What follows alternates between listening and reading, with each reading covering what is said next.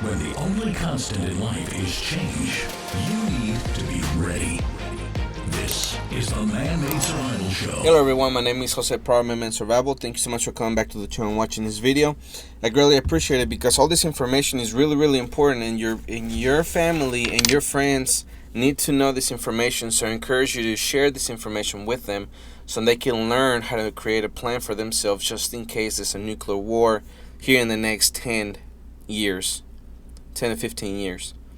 Alright, and the people who's listening to this on the podcast, I encourage you to go to either brighteon.com or YouTube and watch the video, because all of these things that I'm going to be showing you is going to be for your benefit to be able to follow through with the things I'm going to be showing on the screen. Alright, so what I want to talk about today is how to make a plan for, I guess you could say, a nuclear war, all right, and the things that you need to consider. So what I want to start off with first is this headline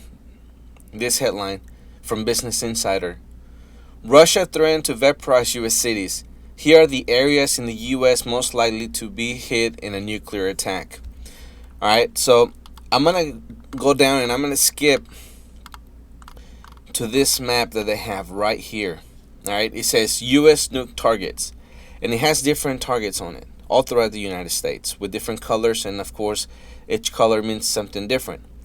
On the first one is a pinkish looking color. This is Minuteman III ICBM bases, highest priority. Of course, it's going to be the highest priority for Russia or China to attack first, or make sure that no ICBMs come out of them, because if they nuke us, then this is exactly where a nuke in retaliation that we will send against them. So of course that has high priority.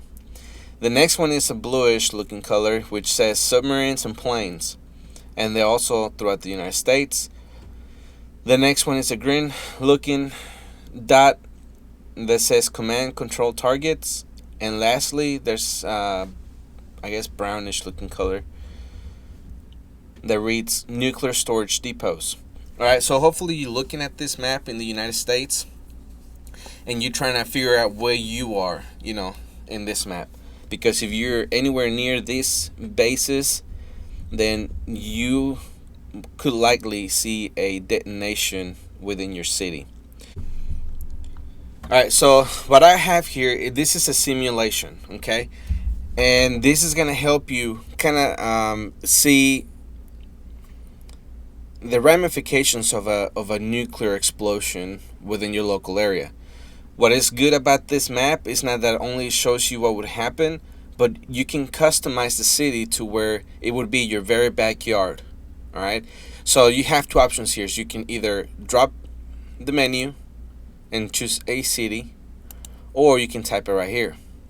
Alright, for the purposes of this podcast, I'm going to do Washington DC, since this is where the United States power is located, by having the White House there, the Pentagon, the Congress, and etc.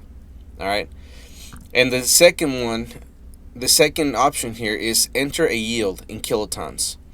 You can either put in the yield, or you can drop this menu and it'll show you the different type of countries that have different types of bombs. Alright, so for this particular one, we're going to go with North Korea, and they have a 10 kiloton bomb. Okay, this is the one that we've had all, the problem with them in 2018. I don't know if you remember, in early January 2018, there was a message sent to Hawaii, or residents of Hawaii, saying that they had an ICBM coming into their direction and that they had to take immediate cover. Of course, it came out to be that it was a mistake. It was a drill that accidentally went out as a real message, and of course people freaked out. So we know that this 10 kiloton bomb would have been the bomb that would have hit Honolulu if in fact North Korea did launch it and it went through our defenses.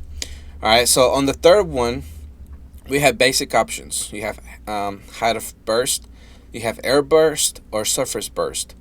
On this first one we're gonna do air burst.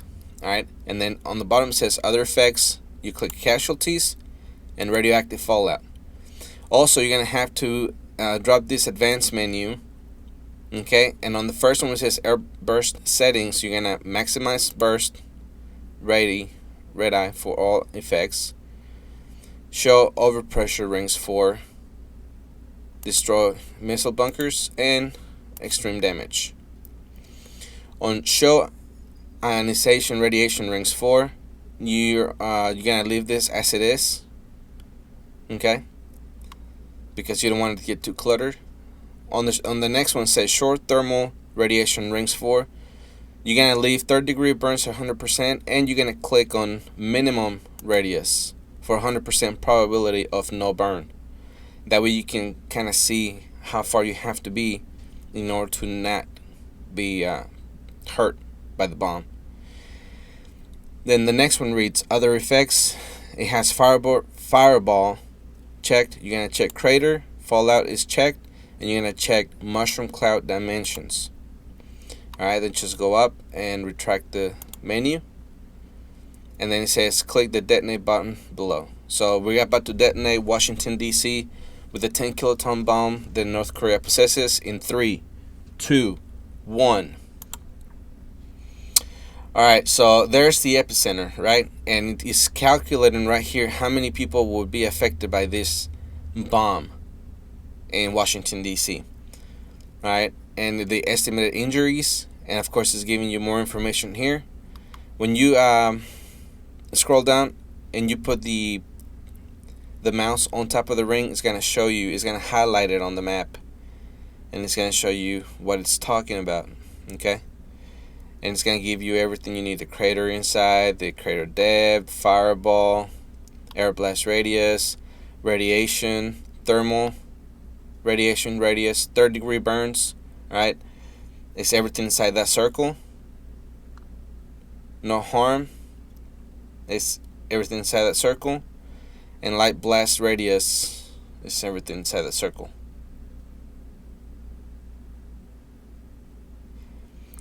And then of course it has the mushroom cloud measurements and everything. Okay, this is, oh my bad, this is the air burst. Alright, now we're going to change it to surface because you're gonna see a difference here. Alright, here we go. 3, 2, 1. So here's the big difference between air burst and ground or surface detonation. This is something that you have to make sure that you take in consideration when you're making your plan.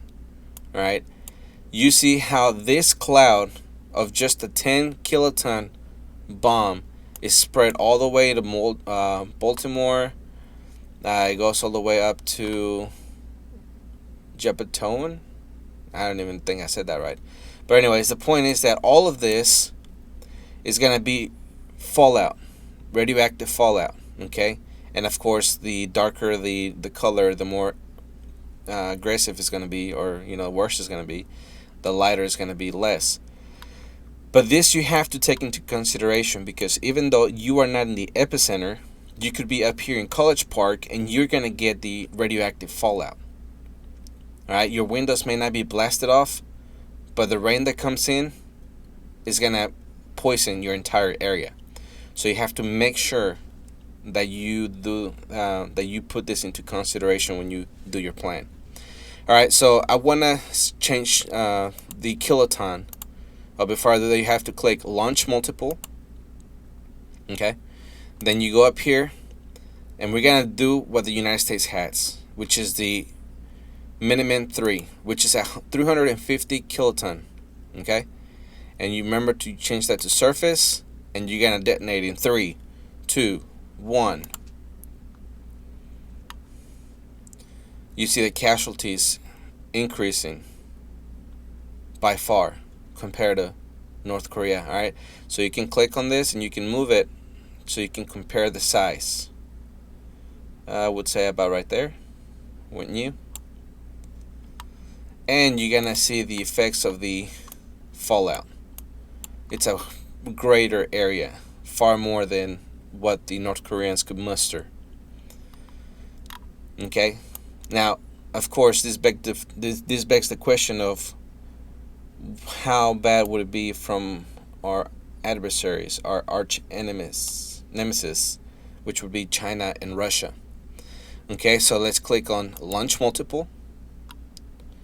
We're gonna use what the Chinese are using right now, which is the Dongfeng 5, and this one is at 5 megatons. Click surface, and you detonate in 3, 2, 1. Holy moly. Alright, so you click here and then you drag it outside the United States bomb circle and you put it next to it to compare it.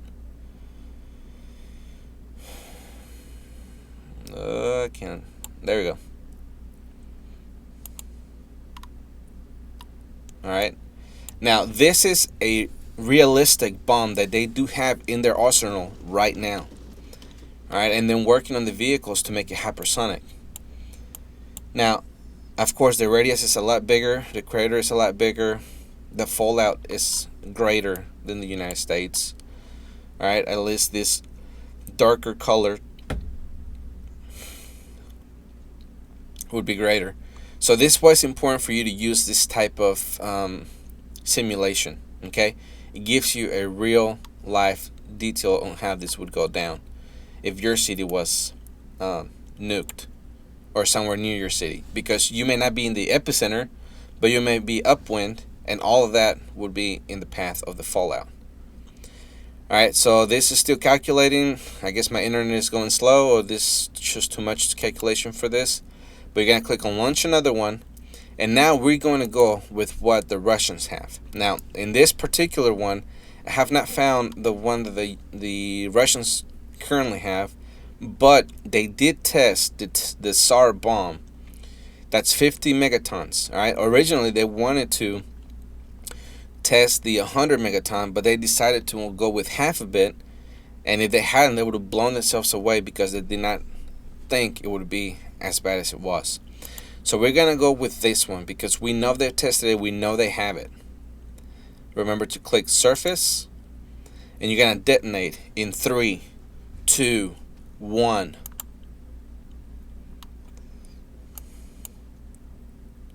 You're gonna get it outside the Chinese circle. Okay. Look at all of that. If it was to be blown into, if Washington was to be detonated by the 500 kiloton or megaton bomb, New York would be affected, Vermont would be affected, even Maine would be affected, Massachusetts, Connecticut. All right, so that is why you must prepare. Now, just for fun, let's do the one that they were gonna originally test. Click on launch multiple. We gotta change it to 100 kiloton, or excuse me, megaton.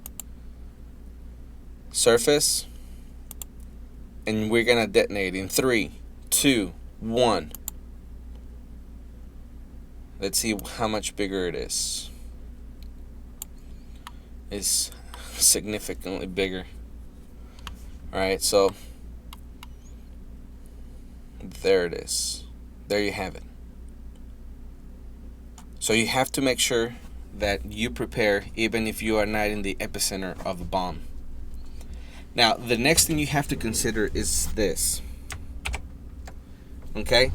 When you have, the reason that it had that big tail when you did a surface burst is because of this, the jet streams.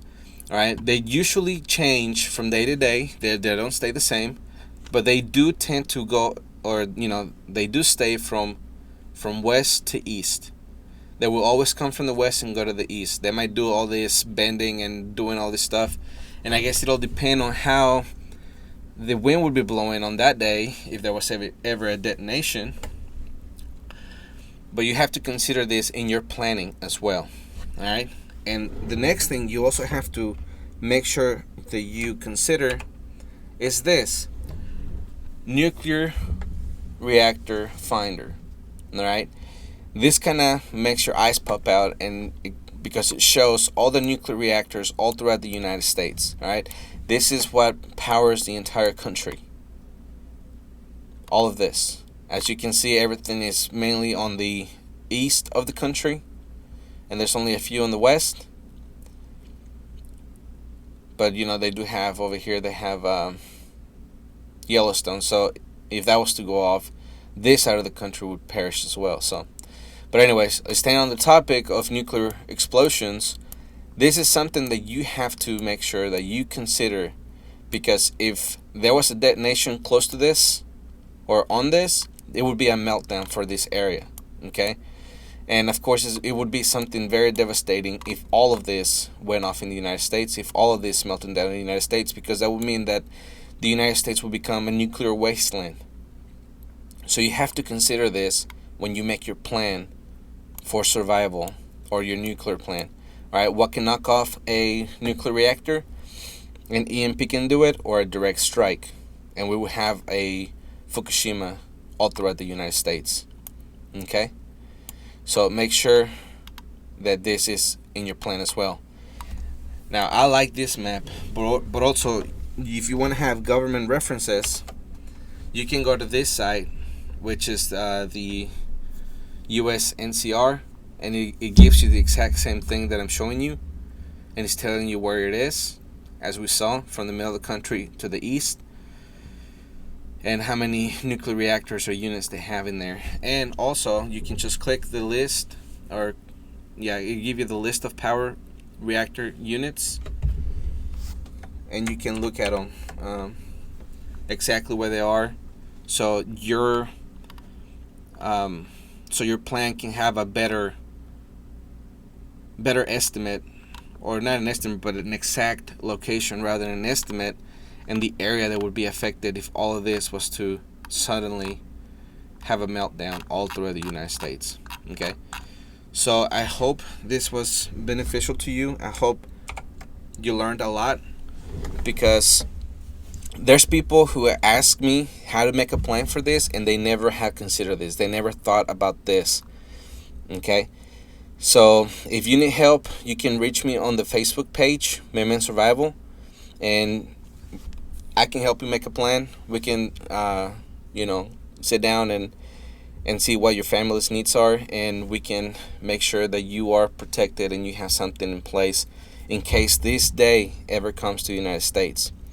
All right, so I also want to remind you that I have a book, Preppers Secrete Cache. You can go to www.prepperssecretcache.com, and you can order it from there. The book is free. All we need your help is with shipping, or you can click the link below and it'll take you to the website. All right, so thank you so much for listening. Please share this far and wide. Share it with your friends and family so they can consider this. They can pull this site up and play with it, and they can see what would be the ramifications of their area being blown up. All right, so thank you for seeing this video. Thank you for subscribing to the channel, and remember, always ready. The Man-Made Survival Show.